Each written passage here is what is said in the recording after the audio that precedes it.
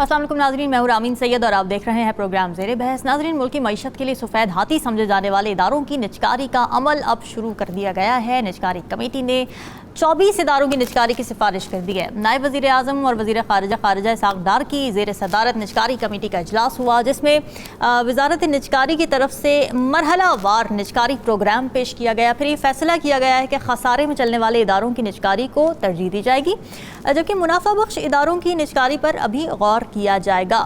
एक फहरिस्त भी है उसके अंदर कि कौन कौन सी कंपनीज़ को प्राइवेटाइज़ किया जा रहा है। उसमें PIA बड़ा नाम है, फिर फर्स्ट पेमेंट लिमिटेड है, ज़राई तरक्याती बैंक है, यूटिलिटी स्टोर्स कॉरपोरेशन है। इसके अलावा बिजली की तकसीम कार कंपनीज़ भी शामिल है, जैसे लेस्को, पेस्को, आइस्को, मैपको और इसी तरह दीगर निजकारी इदारे निजकारी फहरिस्त में शामिल हैं। तो हम ये जानने की कोशिश करेंगे कि इदारों की निजकारी क्या मुल्क की मईशत के लिए एक मुफीद फ़ैसला साबित होगा, और अगर ये मुल्क की मईशत के लिए एक दुरुस्त फ़ैसला है तो ये पहले क्यों नहीं हो गया। इसी टॉपिक पर करेंगे बात। तो इस सेगमेंट में हम जानने की कोशिश करेंगे कि इदारों की निजकारी क्या मुल्क की मईशत के लिए एक मुफीद फ़ैसला साबित होगा, और अगर ये मुल्क की मईशत के लिए एक दुरुस्त फ़ैसला है तो ये पहले क्यों नहीं ले लिया गया। इसी पर बात करने के लिए हमारे साथ मौजूद हैं सीनियर तजिया का नजमुल साकिब साहब, राव खालिद साहब और साकिब बशीर हमारे साथ मौजूद है। आप सभी का बहुत शुक्रिया। नजमुल साकिब साहब, आप कैसे देख रहे हैं निजकारी के इस फैसले को, और एक तो ये कि ये कितना ज़रूरी था और इसके आफ्टर इफेक्ट्स क्या होंगे?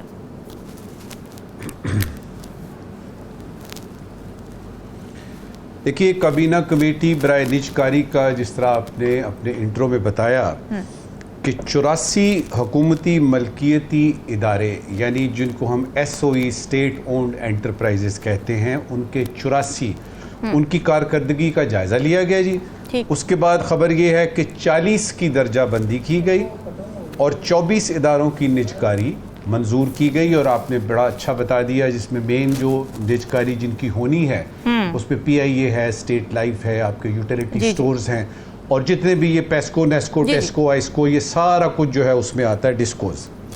अच्छा जी, अब 3-4 जाविये देख लेते हैं फिर उसके बाद आपके सवाल का जवाब खुद ब खुद सामने आएगा जी। पहला जाविया ये है कि इससे जो खसारा होता है हर साल, जब ये हम दे देंगे, निजकारी कर देंगे, तो वो खसारा बच जाएगा। वो खसारा जो बचेगा वो पैसे कहाँ जाएंगे? दूसरा जाविया, क्या ये निजकारी अपने दोस्तों, जानने वालों और अपनी ही क्रिएटेड कुछ कंपनियों को बीच में डाल डूल के होगा, या कि डील जो है वो फेयर होगी? तीसरा जाविया, जो रकूम निजकारी से आएंगी, पहले मैंने खसारे की बात की, अब है कि जो रकूम निजकारी से आएंगी वो कहाँ लगेंगी? वो एक्सचेकर में तो जाएंगी, यानी हुकूमत के खजाने में तो जाएंगी। हाँ। क्या वो सही मानों में इस्तेमाल होंगी मईशत की बहाली के प्रोसेस में, या वो डेवलपमेंट के नाम पे या डेवलपमेंटल प्रोजेक्ट्स के नाम पे कुछ रसीदें इशू करके तो वो हो जाएगा? वो हजारों लोग जो नौकरियों से हाथ धो बैठेंगे, जिनकी कच्ची या पक्की नौकरियां हैं, उनका क्या करेंगे आप? क्या आप उनको गोल्डन हैंडशेक देंगे? क्योंकि याद रहे कि वो किसी भी तरीके से आ गए हैं, सिफारिश से आए हैं, अपने मेरिट के बलबूते पे आए हैं, और उनका कसूर क्या होगा अगर वो मौजूद हैं, उनकी नौकरी लगी हुई है, उनके ख़ानदानों का क्या होगा? क्या आप उनके लिए कुछ सोच रहे हैं? क्योंकि निजकारी में आपको सिर्फ नज़र आ रहे हैं पैसे, आपको ये नज़र नहीं आ रहा कि कितने हज़ारों लोग जो हैं वो नौकरियों से उनकी जान जाएगी, यानी वो चली जाएंगी, जान उनकी चली जाएगी इसमें, और उसके बाद उनके ख़ानदान आप सड़कों पे देखेंगे। एहतजाज जो है वो पता नहीं कहाँ से कहाँ चला जाएगा, और ये बड़ा खौफनाक एहतजाज होगा। फिर ये IMF का एंगल है जी। आप कहते हैं कि जी IMF की ये शराइत में शामिल है। हाँ। बिल्कुल शामिल है। IMF ये कई दफ़ा कह चुका, और आपने भी जिस तरह से कहा कि ये अभी क्यों, ये तो बड़ी देर से होना है, क्यों नहीं हो रहा? कभी हम सुनते थे स्टील मिल हो रही है, कभी सुनते थे PIA का फलाना होटल फलाने मुल्क में, यूरोप में फलाना ये हो जाएगा। आखिर वक्त में आके कुछ ना कुछ हो जाता है। कोई शौकत अजीज नाम का प्राइम मिनिस्टर जो है उसकी कुछ पता लगता है जी डील इधर से उधर हो गई है। अब IMF की सिर्फ यही शर्त मानी जाएगी कि IMF की बाकी शर्तें भी माननी हैं? मिसाल के तौर पे उनकी 2 शराइत हैं, सब्सिडीज ख़त्म कीजिए और सबसे टैक्स लीजिए। आप अमीरों से टैक्स क्यों नहीं लेते? आप सब्सिडीज क्यों नहीं करते? तो अगर आपने माननी IMF की शराइत तो सारी मानिए। सही बात। देखिए, निजकारी का मुल्क को और मुल्क की मईशत को फ़ायदा तो होगा, लेकिन सिर्फ एक चीज़ अगर होगी तो वो चीज़ क्या है? वो है दयानतदारी। आप यकीन कर लीजिए कि इस निजकारी से आपका खसारा कम होगा, आपके जो बिलियंस ऑफ रुपीज़ आपके हर साल जाते हैं इनको सस्टेन करने के लिए, इन अदारों को चलाते रहने के लिए और तनख्वाहें देने के लिए, वो बचेगा। अब ये कि वो दयानतदारी का एलिमेंट क्या मौजूदा हुकूमत में है कि नहीं है, ये तो कोई देखने की बात है। एक और चीज़ याद रहे कि इसका प्लान जो है ये तो पता लग जाएगा, हम जज करेंगे ना इंशाल्लाह ताला, जिंदगी रही हमारी ये टीम जज करेगी, बताएगी कि जी इसमें दयानतदारी है कि नहीं है। अब उसमें आता है आपका कि जो प्लान बना है वो बनाया था निगरान हुकूमत के दौर में, ठीक है। उसमें कई चीजें थी जिसमें FPR के रिफॉर्म्स भी थे, ये भी था, उनको उनके नट बोल्ट्स तो उस वक्त कर दिए गए थे, लेकिन ये था कि जी इलेक्शन होने दें, इलेक्शन के बाद जो इलेक्टेड गवर्नमेंट आएगी, उस वक्त तो फॉर्म 47 की गवर्नमेंट का जिक्र नहीं था, उसमें ये था जी इलेक्टेड गवर्नमेंट आएगी, वो आके फैसले करेगी। तो ये फैसला हो गया जी, कल ये हो गया। इसहाक डार साहब ने बहैसियत नायब वजीर आज़म और बहैसियत वजीर खारजा इसका फैसला कर लिया। इस वक्त की आखिरी बात, शफाफियत यानी फेयरनेस और वो जो ट्रांसपेरेंसी होती है, वो जो शफाफियत होती है, उसको अगर आपने रखा और जिंदगी में पहली 76-77 साल में पहली मर्तबा अगर आपने अवाम की भलाई सामने रख के मईशत की बहाली के लिए वाकयातन ये इकदाम लिया, तो यकीन कीजिए ये नहीं है कि मईशत पूरी बहाल हो जाएगी और दूध की नहरें बहनी शुरू हो जाएंगी और पता नहीं कौन कौन सी खजूरों के दरख्त निकल आएंगे, लेकिन ये कि एक बड़ा चंक आपकी मईशत का वो होगा। और उसमें याद रखिएगा कि इसमें बहुत सारे हजारों लोगों की नौकरियां जानी हैं, उनका ख्याल कीजिए। बिल्कुल सही बात है, उसका भी कंटिजेंसी प्लान होना चाहिए। राव खालिद साहब, एक तो ये कि क्या आपको शफाफ निजकारी होती नज़र आ रही है, दूसरी बात है कि FBR की रीस्ट्रक्चरिंग की भी बात हुई है, शहबाज शरीफ साहब की भी स्टेटमेंट आई है, फिर ये भी आ रहा है सामने कि पाकिस्तान में टैक्स वसूली की जो सलाहियत है वो 24 ट्रिलियन है, मगर जो हदफ रखा गया है FBR की तरफ से वो सिर्फ 9 ट्रिलियन रुपए, जिससे पता चलता है कि पाकिस्तान का टैक्सेशन सिस्टम कितना प्रॉब्लमेटिक है।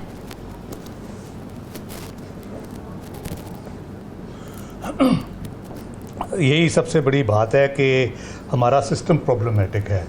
आप निजकारी कर लेंगे, जो स्टेट ओन एंटरप्राइजेस का रफली साल का खर्च बताया जाता है वो 700 बिलियन रुपीस के अराउंड बताया जाता है, उसमें से आप निजकारी करके 200 बिलियन रुपीस बचा लेंगे। अच्छा, आपने टैक्स कलेक्शन आपने बढ़ानी है, आपने टैक्स निज़ाम को एफिशिएंट बनाना है। जो अभी नई आपकी IMF के साथ जो बातें हो रही हैं, 2-3 चीज़ें मैं बता देता हूँ। एक तो उन्होंने कहा जी टैक्स आपने 11,995 अरब किया अभी, अब 11,110 अरब करना है आपने, ठीक है। 1700 अरब के महसूलात आपको बढ़ाने होंगे, ठीक है जी। और ताजरों से आपने 1 जुलाई से इनकम एडवांस टैक्स की वसूली शुरू करनी है। वो एक बड़ा प्रॉब्लमेटिक एरिया है, जब ताजर जो है सड़कों पे आ जाएंगे और एकदम से वो शुरू कर देंगे। टैक्स एमनेस्टी की इजाज़त नहीं होगी और कोई टैक्स की छूट किसी को नहीं दी जाएगी, जबकि बिलियंस ऑफ डॉलर्स की सब्सिडी आप सरकारी उसको खातों को दे रहे हैं। पेट्रोलियम लेवी में आपने 1800 अरब रुपये वसूल करने हैं और सार्फिन से करने हैं। ये बहुत से यानी इस किस्म की चीज़ें हैं। किसी शोबे को ज़मीनी ग्रांट नहीं दी, ये आज की यानी जो लेटेस्ट जो शराइत आई हैं उनके सामने वो है। अच्छा, मसला ये है कि ये वो चीज़ें हैं जो हम अरसा दराज से बातें कर रहे हैं, हमें करनी थी निजकारी समेत। 1991 से हमने ये प्रोसेस शुरू किया था निजकारी का, लेकिन हम नहीं कर पाए। थोड़ा बहुत करते हैं, उसके बाद फिर बैठ जाते हैं, फिर लेके बैठ जाते हैं। अच्छा, उसमें बहुत से मसाइल हैं। एक तो कोई संजीदा नहीं है, फिर ये है कि कौन सी एंटिटी किसको देनी है, ये बड़ा मसला रहता है हमारे यहाँ। अच्छा। जैसे नजूम साहब साहब ने भी इशारा किया कि अपने लोगों में बंदर बांट की कोशिश होती है। 91-92 की निजकारी में हमने देखा जी, उसमें हमने देखा 91-92 की जो निजकारी हुई है, मैंने तो उसको रेगुलरली कवर किया था, सारा क्लोजली मॉनिटर भी किया था, जिस तरह से चीज़ें जिसे बांटी गई बाकायदा तय करके कि इसको ये देना है, इसको वो देना है, और जिस स्टेट पे दी गई।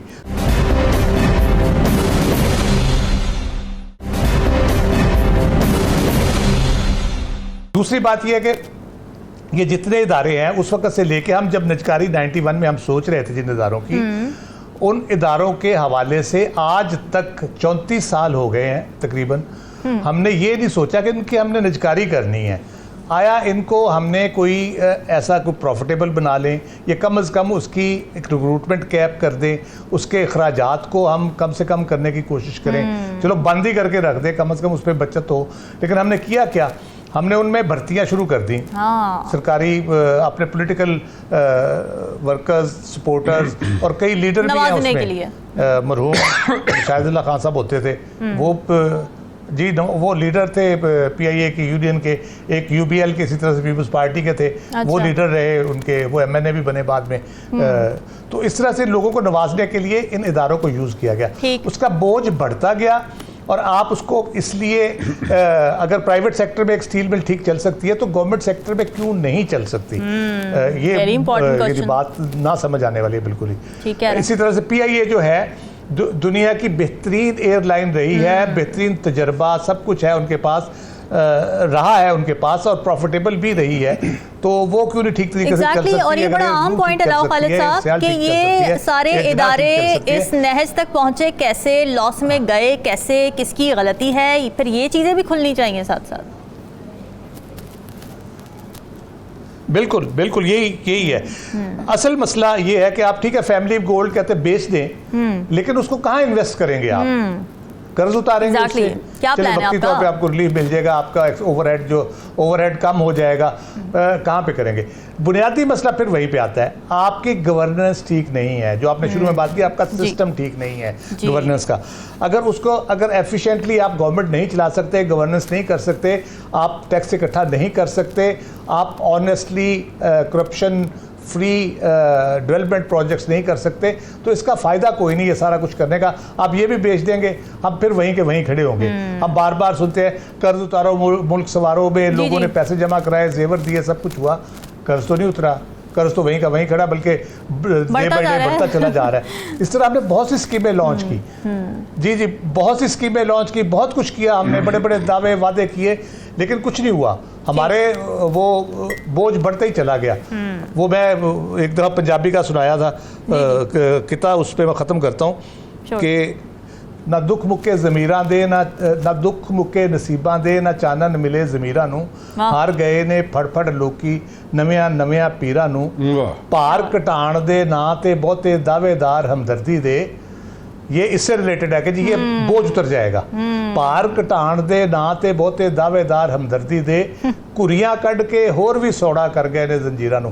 और ये जो कड़ियां निकाल देंगे ना जंजीरों की, ये वजन हल्का कर रहे हैं, कड़ी निकाल रहे हैं जी, उससे क्या होगा कि आपकी जंजीर टाइट हो जाएगी, तो आपको ये सारा बोझ मजीद उठाना पड़ जाएगा। तो ये तरीका खूबसूरती से कड़वी हकीकत बयान कर दी है। साकिब, इसमें थोड़ा सा पॉलिटिकल इन्फ्लुएंस की भी बात कर लेते हैं। पीपल्स पार्टी में बिलावल भुट्टो जरदारी साहब की ये स्टेटमेंट सामने आई कि जी अगर आपने इदारों की निजकारी करनी है तो उससे बेहतर है आप वो हमें दे दें। फिर वो पब्लिक प्राइवेट पार्टनरशिप की बहुत ज़्यादा बात करते हैं।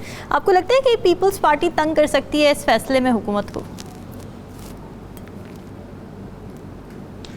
जी बिल्कुल, पीपल्स पार्टी तंग कर सकती है, इसके इम्कानात मौजूद हैं। माजी में भी जब ये कोशिश हुई तो उसमें सबसे बड़ी अगर पॉलिटिकल साइड पे हर्डल देखा जाए तो वो पीपल्स पार्टी ही इस के खिलाफ जब वो बात करती रही है कि निजकारी नहीं होनी चाहिए, अगरचे उनको पता है कि ये इदारे जो हैं वो खसारे में जा रहे हैं, इसके बावजूद इस किस्म की पॉलिटिकल जो है वो गेन के लिए हर्डल जो है वो बनाई जाती हैं। कल की जो काबीना की जो कमेटी थी निजकारी की, उसकी कोई अंदरूनी जो खबर है उसकी बात की जाए तो ये 24 इदारे हैं जिनके हवाले से उन्होंने कहा है कि अगले 5 साल के लिए वो निजकारी करेंगे। तो टोटल 87 थे जिनको देखा गया है, उनके हवाले से रिपोर्ट्स मांगी गई वजारतों से, जो कॉरपोरेशंस हैं उनकी भी। तो कुछ इदारे जो है उनको स्ट्रेटेजिक कहकर जो है वो उनको साइड पे कर दिया गया है। मेरा ख्याल है इतने भी सारे इदारे भी इस तरह नहीं है। बहरहाल इसमें कुछ जो इदारे हैं उनको निकाल दिया गया है, पहले जो लिस्ट थी, और कुछ नए शामिल किए गए हैं। ये खबर आ रही है LNG पावर प्लांट है, नंदीपुर पावर प्लांट है, जिना कन्वेंशन सेंटर है इस्लामाबाद का, सर्विसेज होटल है, स्टेट लाइफ है, इनके हवाले से ये आ रहा है कि इनको निकाल दिया गया है निजकारी की जो लिस्ट थी पहले की। और पोस्टल लाइफ इंश्योरेंस जो है, ज़री तरक्याती बैंक है, यूटिलिटी स्टोर कॉरपोरेशन है, इनको इंक्लूड किया गया है। तो मतलब कुछ इदारे पुराने जो थे उनको निकाला गया है। निकालने की कोई वजह बताई है और कुछ नए जो है वो इस लिस्ट में निकालने की कोई वजह बताई गई है? अभी तक कोई वजह जो है वो अभी कोई वजह जो है वो सामने नहीं आई। वही मैं आपको बता रहा हूँ कि कुछ इदारे जो है जिसको निकाला गया है उनके पीछे जो कल डिस्कशन हुई है, उस डिस्कशन में कुछ को तो वो स्ट्रेटेजिक कहा गया है कि इदारे हैं उनके कुछ ऐसे मामलात हैं जिनको देख कर जो है वो उनको अभी जो है वो निजकारी जो है वो नहीं की जा सकती। इसके अलावा एक और बड़ा इंटरेस्टिंग फैक्ट है जो इक्तसादी राब्ता कमेटी है। एक तो एक तरफ जो गवर्नमेंट है, जाहिर सी बात है, वो ये चाह रही है कि ये सारे इदारे खसारे में जा रहे हैं और इसका नुकसान हो रहा है हमारी जो मईशत है उसको। तो एक कफ़ायत शारी का भी जो है वो अलम बुलंद किया हुआ है जो वज़ीर आज़म है उन्होंने। पिछले दिनों आपने सुना होगा वज़ीर आज़म ऑफिस के जो मुलाजमीन थे उनकी सैलरीज भी उनको उनके जो है वो बोनस में दी गई। तो ये एक तरफ तो गवर्नमेंट जो है वो इस किस्म के इकदाम करती है कि नजकारी होनी चाहिए, इस पर कोई दो राय नहीं है। जो इदारे खसारे में जा रहे हैं उसमें शफाफ तरीके से वो नजकारी होनी चाहिए और इस तरह हो कि उसका कम से कम जो है वो फ़ायदा हो, मईशत किसी तरह जो है वो बेहतरी की तरफ जाए। लेकिन दूसरी तरफ हुकूमत का जो खुद जो है वो अमल है वो उसकी नफ़ी करता है कि ये सारा बर्डन जो है वो अवाम उठाए, अवाम के ऊपर महंगाई का भी बर्डन है, सारे जो है वो टैक्सेस भी लगाए जा रहे हैं, सारी चीज़ें। लेकिन खुद जो है वो कफ़ायत शारी की बजाय गवर्नमेंट जो है इस किस्म के इक़दाम जब करती है तो ये एक मेरा ये ख्याल है कि एक अजीब सी सूरत हाल जो है वो इस हवाले से बनती है। इसके अलावा जो नजकारी है उसमें अगर बात की जाए, इदारों की बात की जाए, तो वही जो PIA है वहीं पे 4 निजी एयरलाइंस कंपनीज यहाँ पे काम कर रही हैं। जो एयरलाइंस हैं अगर उनकी कारकर्दगी, उनके नए जो तैयारे हैं या उनके जो स्ट्रक्चर है उस पर बात की जाए, उनको कंपैरिजन PIA के साथ किया जाए तो PIA नुकसान में जा रही है, PI पे खर्च ज़्यादा हो रहा है, खसारे में जा रही है। हाँ। उन पे खर्च भी कम हो रहा है, वो सर्विसेज भी अच्छी दे रही हैं। इसी तरह जो हमारे बाकी जिन इदारों की भी बात की जाती है, स्टील मिल्स हैं, रेलवे है, इस किस्म के इदारे हैं, वो खसारे में जा रहे हैं। उनके खसारे को कम या ख़त्म करने के लिए ज़रूरी है निजकारी की जाए। लेकिन इसमें एक और फैक्टर जो है वो बहुत इंपॉर्टेंट है कि हज़ारों और लाखों के लिहाज से लोग जो है वो इसमें बेरोजगार भी हो सकते हैं। तो इसलिए एक तरफ पिछले 2 साल में जो एक महंगाई का तूफान भी है, लोग पहले ही वो एक गुर्बत की चक्की के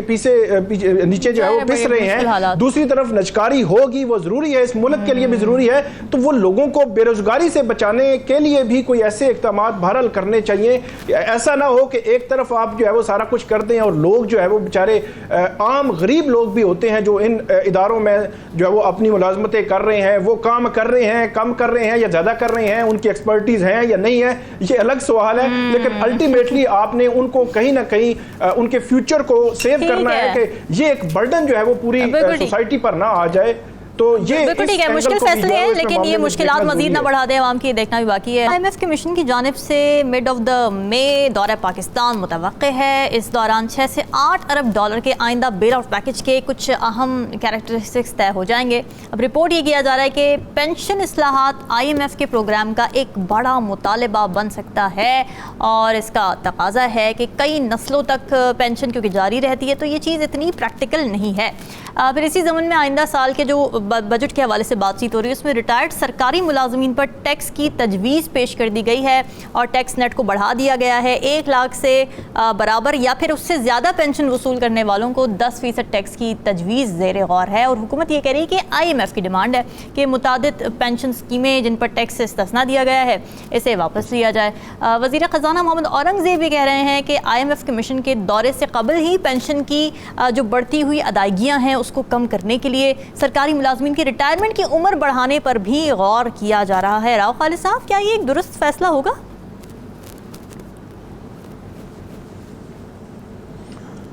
एक तो ये उम्र के हवाले से मैं बता दूं, जिन्होंने 60 साल में कुछ नहीं किया वो 64 साल में क्या करेंगे। तो बुनियादी आपने तो सारी ब्यूरोक्रेसी की कॉम्पिटेंस पे सवाल उठा दिया जो मजबूरी तौर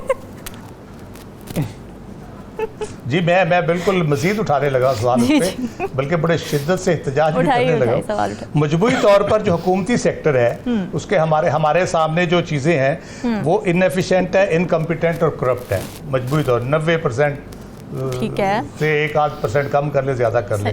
10% लोग हैं जो काम करना भी चाहते हैं, जो करते भी हैं और जिनकी वजह से कुछ ना कुछ मामला चल रहे हैं। ठीक है।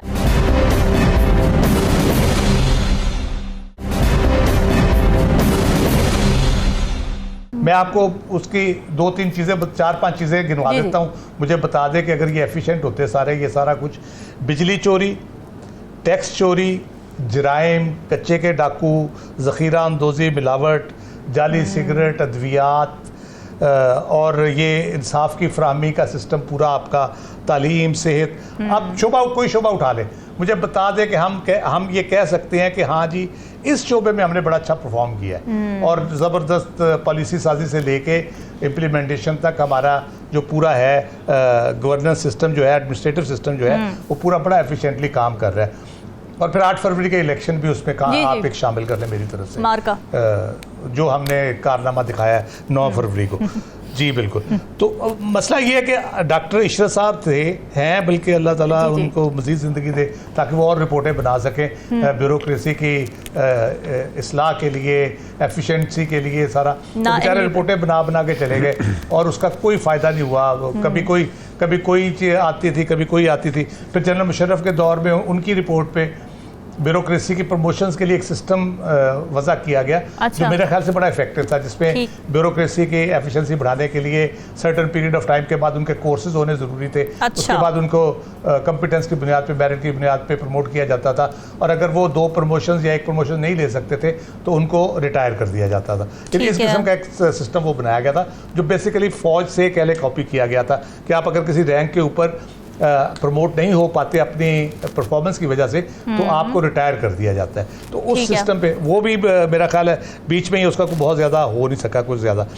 लेकिन मसला ये है कि तमाम मराहत आप ज़रूर दें, ब्यूरोक्रेसी को दें, भले जितनी मर्जी दे, लेकिन हर नत्थु खैरे को नहीं मिलनी चाहिए। जो काम कर रहा है उसको मिलनी चाहिए। मसला ये है कि काम 10% कर रहे हैं, मज़े 90% कर रहे हैं उसके ऊपर, और बेतहाशा तरीके से इस्तेमाल करें। तो ठीक है ना, टैक्स लगा रहे हैं, अगर 1 लाख रुपए से ऊपर वाले पेंशनर्स के ऊपर टैक्स लगा रहे हैं तो फिर तो ठीक कर रहे हैं आपके ख्याल में? जी बिल्कुल। टैक्स देखिए, टैक्स कलेक्शन बिल्कुल लगाएं, 1 लाख के ऊपर के आप 10,000 रुपये भी लगा दें, लेकिन जो 35 लाख ताजर आपको नहीं दे रहा और उल्टा आपको आंखें भी दिखाता है, डंडा लेकर सड़क पे आ जाता है, उसका आप क्यों नहीं कुछ कर रहे? आप जहाँ से आपका टैक्स बढ़ना है, आपके अपने एक्सपेंडिचर जो सरकारी अखराजात है, जो याशियाँ बंद करके उससे जो बचा सकते हैं वो क्यों नहीं बचाते? आप जो सब्सिडी देते हैं, जो 17.1 बिलियन डॉलर की कहा जाता है तकरीबन ले गए हमारे जो एलीट है, तो उसको आप क्यों नहीं करते? उसको आप कंट्रोल क्यों नहीं करते? तो आप ले दे के आपको एक बंदा 60 साल नौकरी करके फारग हुआ है, उसका रोजी रोटी चल रही है, पता नहीं बच्चे उसकी मदद कर रहे नहीं कर रहे, अपने सर पे चल रहा है, उसको भी आप कहते हैं कि ये इससे भी छीन लो। इसके बहुत से हल मौजूद हैं जो करने की दुनिया के तजर्बात भी है, उसका हल भी मौजूद है। अभी केपी में उन्होंने 2022 में पेंशन फंड क्रिएट किया है। इधर भी यही EOBI के साथ मिलके इमरान खान के दौर में ये हो रहा था, पेंशन फंड क्रिएट किया जा रहा था। जिस तरह EOBI है, EOBI जो है उसके पास जो कटौती जाती है उन्होंने इन्वेस्ट किया हुआ है, प्रॉपर्टीज में किया हुआ है, किया उससे अर्न करके वो अपने EOBI के जितने भी लोगों को मदद करी तो उसमें से करते हैं। तो अब पेंशन फंड को इस तरह अपनी जेब से गवर्नमेंट टैक्स इकट्ठा करके पेंशन में क्यों देती है? उस फंड को कंट्रीब्यूटरी पेंशन क्यों नहीं करते? उसको कंट्रीब्यूटरी पेंशन करके फंड क्रिएट करें, उसको इन्वेस्ट करें, उसमें आप दूसरे सेक्टर, गवर्नमेंट के अलावा दूसरे सेक्टर से भी लोगों को इंसेंटिव दे सकते हैं कि आप भी इसमें पेंशन फंड में हिस्सा डालें, कटौती करवाएं और at the end of the day आप फायदा लें उसका। तो आप उस तरह से क्यों नहीं करते? आप अपनी जेब से दिए जा रहे हैं। फिर गवर्नमेंट का जो साइज है वो इतना बड़ा है, काम तो 10% ही कर रहे हैं, तो बाकी जो है उनसे क्या लेकर करना है आपने? उनसे कम से कम डैम बनवाने पे उनको लगा दें, कोई एफिशिएंसी तो आए उसमें, कोई किसी और काम पे उनको लगा दें। तो इसलिए ये हल जो है ये सिर्फ IMF की तलवार के नीचे अगर आपने करना है तो मेरा ख्याल है बहुत ज़्यादा मौसर नहीं होगा, ये उल्टा नुकसान देगा। और नून की पॉपुलैरिटी वैसी फ़र्क है, रईस ही कसर भी निकल जाएगी। नजमुल साकिब साहब, इखलाकी तौर पर आप किस तरह से इस फैसले को देखेंगे? क्या एक मुनासिब फैसला है, प्रोवाइडेड द फैक्ट कि काफ़ी सारी फैमिलीज जिनके घर पेंशन आती है वो उनकी सोल सोर्स ऑफ इनकम होती है?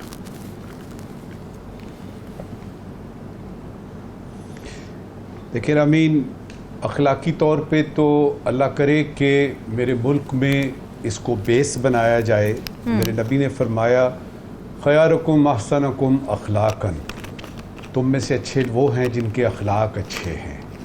और उसमें जब आप अखलाकी तौर पे आपने सवाल किया है तो जी। वो तो बड़ी लंबी बहस हो जाएगी। कोई एक चीज़ बता दीजिए जिसमें हम इन अखलाक नाम की चीज़ को बीच में डालते हैं। देखिए, गाड़ी में डेंट लगता है ना, आप डेंटर के पास जाते हैं, डेंट निकलवा लेते हैं जी। अब एक ऐसी गाड़ी जो कि इतने उसमें डेंट हैं कि वो मुरुंडा बनी हुई है, उसका क्या करेंगे? अच्छा, हमारी मईशत देख लीजिए, हमारे माशरती हालात देख लीजिए, ब्यूरोक्रेसी जिसका जिक्र अभी राव साहब कर रहे थे उसको देख लीजिए, कारकर्दगी देख लीजिए, मौजूदा हुकूमत देख लीजिए, तो आपको लगेगा कि हर जगह पे, हर शोबे में कुछ ना कुछ गलत हो रहा है।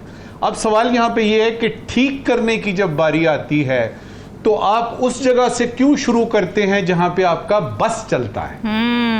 तो मेरी जो बात होगी उसमें पहला आर्गुमेंट ये होगा कि बिजली पे आपका बस चलता है इसलिए कि पूरे पाकिस्तान ने, गरीबों ने, अमीरों ने बिजली इस्तेमाल करनी है, 76 किस्म के आपने उसमें सरचार्जेस लगा दिए, बस चलता है।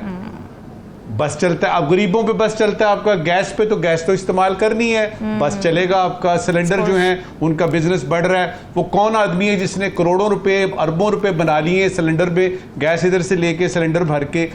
जहां पे बस नहीं चलता वही गाड़ी मुरुंडा के ये डेंट ठीक करने हैं, ये डेंट ठीक करने हैं। अच्छा, अब आते हैं इस पेंशन की तरफ।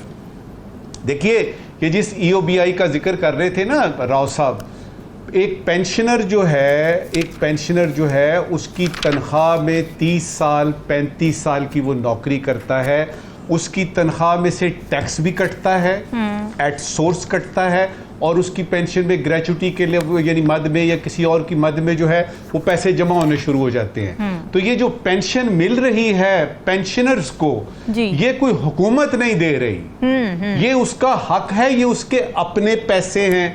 अब आप उस पर टैक्स लगा रहे हैं, लगा दीजिए, क्योंकि आपका बस चलता है, लगा दीजिए। अब अखलाकी तो एक तरफ रहे, यहाँ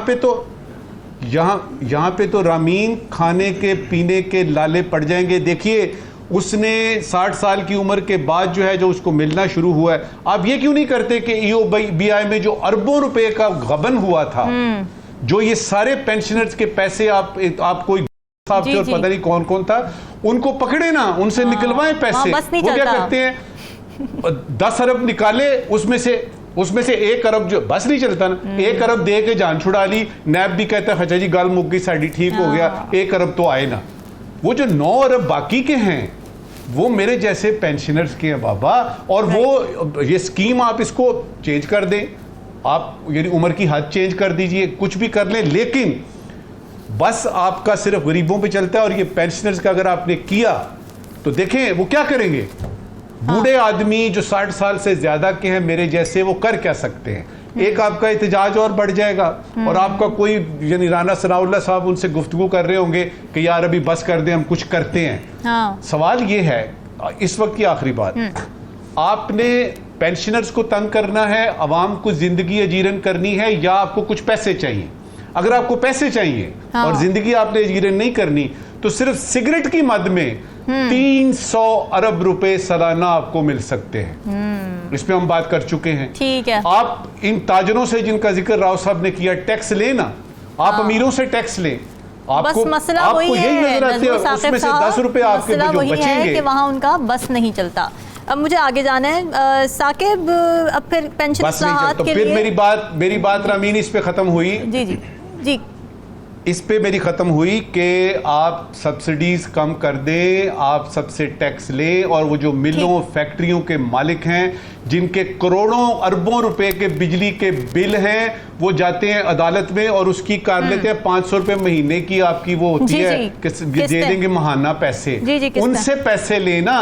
और आपके याद रहे, आखिरी बात याद रहे कि आपके जितने सरकारी आपके दफातर हैं, प्रेसिडेंसी से लेके prime minister house, chief minister house, इनके जरा चेक तो करें कि बिजली के बिल देते भी हैं कि नहीं।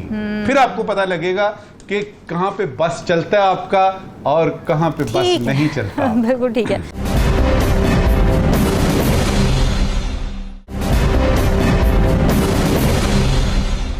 साकिब, ये बताएं कि पेंशन इस्लाहात की ज़ाहिर अब बात कर रही है, बड़ा सीरियसली इस पर अब बात की जा रही है हुकूमत की जानिब से, तो क्या अब इसमें कोई लेजिस्लेटिव मेजर्स भी लिए जाने हैं अनकरीब?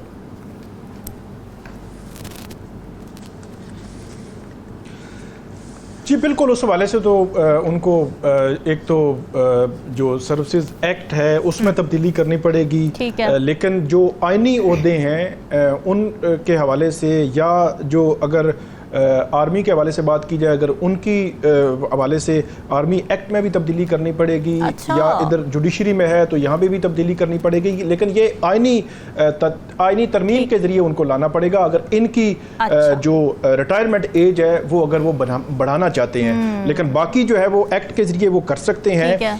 इसमें जो प्लान जो है वो गवर्नमेंट का जो नज़र आ रहा है उसमें दीगर भी जो इस्लाहात के हवाले से इक़दाम हैं। एक तो तकरीबन ये जो सूबाई जो पेंशन दी जाती है जब जो मरकज़ में, ये तकरीबन 2800 से 2900 अरब रुपया जो है वो बनता है जो पेंशन की मद में दिया जाता है। इसमें एक और जो चीज़ है, एंगल जो बताया जा रहा है वो ये कि 1985 और 1990 में बहुत ज़्यादा भर्तियाँ हुई और उसके बाद भी होती रही लेकिन कम हुई उस दौर में, और वो लोग बताया जा रहा है कि इस वक्त जो है वो रिटायरमेंट एज को वो पहुंच चुके हैं। तो वो एक फैक्टर है कि एक बड़ी बल्क में जो है वो लोग रिटायरमेंट एज में पहुंच चुके हैं, तो उसको थोड़ा सा वो आगे चलाना चाहते हैं। हालांकि इसमें एक और जो चीज़ है वो भी बड़ी इंपॉर्टेंट है कि अगर आपने 3 साल के लिए रिटायरमेंट एज जो बढ़ानी है इस पेंशन इस्लाहात में, तो उन लोगों को फिर 3 साल सैलरी तो देनी ही पड़ेगी, सैलरी में रखना पड़ेगा उनको, आप फ्री में तो नहीं रख सकते। तो वो जो एक लमसम अमाउंट है वो सिर्फ आपकी बचत हो सकती है कि गवर्नमेंट को वो नहीं देनी पड़ेगी, बाकी तो 3 साल फिर सैलरी तो उनको देनी ही पड़ेगी। वो लमसम अमाउंट की मद में जो है वो बचत हो सकती है। फिर जो इस्लाहात है, पेंशन इस्लाहात, उसमें कुछ इस तरह भी किया जा रहा है कि पहले अगर कोई जो है वो रिटायर बंदा होता है तो उसकी वाइफ है वो बेवा है तो उनको होता है, अगर उनकी बेटी है वो शादीशुदा नहीं है या वो बेवा है तो उनको फिर वो ट्रांसफर वो ट्रांसफर हो जाती है। तो ये 2-3 स्टेप्स हैं और ज्यादा बेनिफिशियरी लोग थे पहले, तो इन इस्लाहात में उनको भी जो है वो कम करने की कोशिश की जा रही है कि उनको कम जो है वो किया जा सके। इसके अलावा एक और एलिमेंट जो है वो अभी IMF की जानिब से जो एक जो है वो रखी गई है तजवीज़, बल्कि कहा गया है कि जो तनख्वाहदार तबका है, एक तो पेंशन है, पेंशन वाले मामलात भी जारी सी बात है, आम लोग बहुत ज़्यादा पेंशन पे रिलाई कर रहे होते हैं और जो बहुत पुराने जो है वो मतलब रिटायर हुए वो पेंशन पे सारा उनका सहारा पेंशन होता है, अगरचे ये आजकल के जो अखराजात हैं उससे मीट नहीं होते। दूसरी तरफ जो तनख्वाहदार तबका है उस पर IMF ने जो टैक्स लगाने का कहा है वो बहुत ही खौफनाक है। मेरा ख्याल है कि वो अगर टैक्स लग गए, अगर गवर्नमेंट ने मान लिए वो उस किस्म की जो बात है IMF की, तो वो जो मिडिल क्लास है वो लोअर मिडिल क्लास हो जाएगा और लोअर मिडिल क्लास वाला बहुत पॉवर्टी में जब चले जाएंगे। इसमें बिल्कुल आसान अल्फाज में मैं अगर आपको बताऊं तो वो ये कह रहे हैं कि जो सैलरी क्लास है और जो बिजनेस इंडिविजुअल्स हैं, इन दोनों पे जो टैक्स है वो इक्वल कर दिया जाए। जो बिजनेस इंडिविजुअल है उनका टैक्स भी सैलरी क्लास की तरह कर दिया जाए। हालांकि जो मेरा ख्याल में जो ये तजवीज़ देने वाले हैं वो वेस्ट को सामने रख के दे रहे हैं, वहाँ आपको तालीम भी मुफ्त है, आपकी इलाज मुआवजे की सहूलियात भी हैं और 100 किस्म की सहूलियात हैं जो लोग टैक्स देते हैं टैक्स की मद में। यहाँ पे वो चीज़ें नहीं होती। वैसे यहाँ भी है आईनी तौर पे, लेकिन इम्प्लीमेंटेशन नहीं। नहीं, वो किताबों में तो बहुत कुछ है लेकिन जो है वो अमली तौर पर नहीं होता। इसमें जो उन्होंने जो तजवीज़ की है, जो कहा है पाकिस्तान को, वो ये कहा है कि एक सैलरी पर्सन जो है 1 लाख रुपए, उसका 15,000 उस पर जो है वो टैक्स, 1 लाख रुपए अगर कोई सैलरी ले रहा है तो उस पर 15 लाख जो है वो होना चाहिए टैक्स, और अगर वो 3,33,000 से जायद अगर कोई सैलरी ले रहा है उस पर 35% जो है वो टैक्स होना चाहिए, वो 2,17,000 उसकी सैलरी बचेगी। अच्छा जी, तो इससे आप अंदाजा लगा लें कि ये कितना खौफनाक जो है बिल्कुल बहुत बड़ा एक क्रंच वाला है और देखते हैं कि आवाम इस बोझ को सह पाएगी या नहीं। क्लाइमेट चेंज और इसके ड्रास्टिक असरात हर गुजरते दिन, हर गुजरते साल के साथ वाज़े और ख़तरनाक होते जा रहे हैं। इस हवाले से हम पेशरफ्त हुई है कि सुप्रीम कोर्ट ने हुकूमत को 15 रोज़ में माहौलियाती तब्दीली से मुताल्लिक़ अथॉरिटी बनाने का हुक्म दे दिया है। जस्टिस मंसूर अली शाह ने इस हवाले से बड़े अहम रिमार्क्स दिए। उन्होंने कहा कि मुल्क में माहौलियात से ज़्यादा इंसानी हुकूक़ का कोई मसला है ही नहीं और माहौलियाती तब्दीली कितनी अहम है कोई समझ नहीं पा रहा। नजमुस साकिब साहब, ये प्रैक्टिकल होगा हुकूमत के लिए 15 दिनों में अथॉरिटी बना देना और फिर क्या करेगी अथॉरिटी? देखिए, ये 2017 के एक्ट के मुताबिक कहा गया है कि वो जो फंड आपने करना था इस्टेब्लिश, उस फंड को करें इस्टेब्लिश। अच्छा। और अथॉरिटी आपने बनानी थी, अभी तक क्यों नहीं बनाई, और उसमें 15 दिन देखना। सबसे पहले ये है कि 16वां दिन आता है तो होता क्या है। देखिए, जहाँ तक क्लाइमेट चेंज की बात है, दुनिया में ये मसला नंबर 1 है। यानी आप यूँ समझ लीजिए, लॉ एंड ऑर्डर के बाद और इंसानी जानें बचाने के बाद जो टॉपिक है वो क्लाइमेट चेंज है। लेकिन हमारे यहाँ अल्हम्दुलिल्लाह, मुझे ये बताएगा कोई कि हमारे यहाँ जो मिनिस्ट्री इससे डील करती है उसका नाम क्या है जी, उसके सेक्रेटरी का क्या नाम है, उसके इस वक्त मौजूदा हुकूमत में वज़ीर कौन से हैं जो कि क्लाइमेट चेंज और एनवायरमेंटल कोऑर्डिनेशन मिनिस्ट्री के वज़ीर हैं।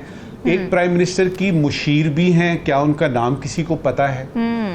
अब होता ये है कि दुनिया भर में क्लाइमेट चेंज पे एक्सपर्ट जो है वो बातें करें। हमारे यहाँ आ जाके एक आयशा खान है जो कि काम करती है और वो बताती है दुनिया को कि देखिए ये हो रहा है, ये हो रहा है, ये हो रहा है। अभी मैं उनको कल सुन रहा था, उन्होंने बताया कि हमारे यहाँ तो आलम ये है कि जो हमारे पास असासे हैं हम उनको किस तरह ख़राब कर रहे हैं। मिसाल के तौर पे माउंट एवरेस्ट एक बंदा जाता है उसको एक्सप्लोर करने के लिए ना कि जाएंगे, तो वो 70-75 हज़ार डॉलर देता है। हमारे यहाँ K2 के लिए लोग आते थे, किसी ज़माने में $16,000 था, उसको 15 किया गया, फिर 12 कर दिया गया, फिर 6 कर दिया गया। यानी हमें अभी तक यही समझ नहीं आई कि वो जो परचून की दुकान में होता है ना जी, गाहक ज़्यादा होने चाहिए, हर जगह पे नहीं चलता। अब आता हूँ मैं आपके मेन इसकी तरफ। मसला ये है कि अभी तक क्लाइमेट चेंज का हमें पता ही नहीं चला। वो लॉस एंड डैमेज फंड जो इस पे COP28 में हुआ, उसमें हमने क्या करना है? हम क्या करते हैं, सैलाब आते हैं, वहाँ जाके रोते हैं, पीटते हैं, कशकोल आगे करते हैं, उधर से पैसे वो प्लेज होते हैं। उन पैसों के प्लेज होने के बाद हमने कॉरेस्पॉन्डिंगली उसमें कुछ प्रोजेक्ट्स पेश करने होते हैं। जी हम ये करेंगे, ये करेंगे, ये करेंगे। ना वो प्रोजेक्ट्स हम पेश कर सकते हैं, ना ही कभी ऐसा होता है और इतनी देर में सैलाब दोबारा आ जाते हैं। देखिए, इस बारे में बहुत लंबी बात, दिल दुखता है, क्योंकि ये एक टॉपिक ऐसा है। इस वक्त की आखिरी बात एक शेर की सूरत।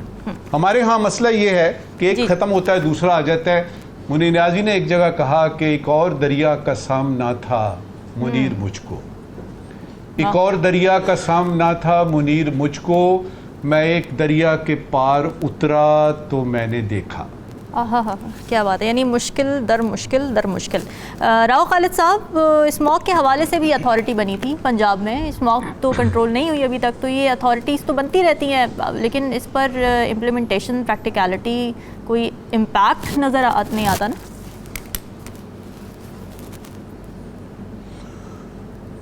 बिल्कुल यही मसला है। अब आपको ये पता है कि अथॉरिटी बनाने में कितनी मुश्किल है। एक सिंपल नोटिफिकेशन जो है मिनिस्ट्री ने जारी करना है, सिंपल नोटिफिकेशन कि जी हाँ ये अथॉरिटी बना दी गई है और ये इसके मेंबर होंगे और इस तरह से होगी। और आप देख लें 8 साल हो गए, तकरीबन 7 साढ़े 7 साल हो गए, वो एक नोटिफिकेशन जारी नहीं कर सके। इतने संजीदा हैं हम इन मामलात में। और अथॉरिटी ने जो काम करना था, जो उसने मामलात को देखना था, लोगों को एनवायरनमेंट वायलेटर्स को पकड़ना था और उनके खिलाफ कार्रवाइयाँ करनी थी, और सारा वो तो बहुत बात की बात है। स्मोक की बात हम करते हैं। स्मोक का आप जो सूरत हाल रही है कितने अरसे से है हम देख रहे हैं, जी। लेकिन हमने कभी सीरियस नहीं लिया। हमने एक वो UAE दुबई से जहाज़ मंगवा के बारिश करके तो हमने कहा जी बस बल्ले बल्ले होगी, और उसको हमने ऐसे हाईलाइट किया जैसे दुनिया के सारे मसाइल हमने माहौलियात के हल कर लिए हैं। तो ये अप्रोच है हमारी। मसला ये है कि जहाँ कुछ करने की नीयत होती है ना, नैब तरामीम आई, कैसे इम्प्लीमेंट हुई, फटाफट उसके नोटिफिकेशन हर चीज़ होगी, धड़ाधड़ लोगों को क्लीन चिटें मिलनी शुरू हो गई। हालांकि अभी तक ट्रायल में चल रहा है, उसका सुप्रीम कोर्ट में टेकअप भी हो रहा है दोबारा, लेकिन हो गया इम्प्लीमेंट। ये प्रायोरिटी नहीं है, ये किसी की सोच नहीं है, किसी की अंडरस्टैंडिंग नहीं है। अतर मिनल्ला साहब ने भी उस फैसले पे यही कहा है। उसने कहा सोशल मीडिया पे तो कोई कानून मौजूद नहीं है अथॉरिटी बनाने का, तो यह फौरन अथॉरिटी बन गई। इस पे तो 2017 से कानून पड़ा है आपके पास, तो आप उस पर अथॉरिटी नहीं बना रहे। नाज़रीन, डिस्कशन आपने सुनी, फीडबैक ज़रूर दीजिएगा। हमें दीजिए इजाज़त। अल्लाह हाफ़िज़।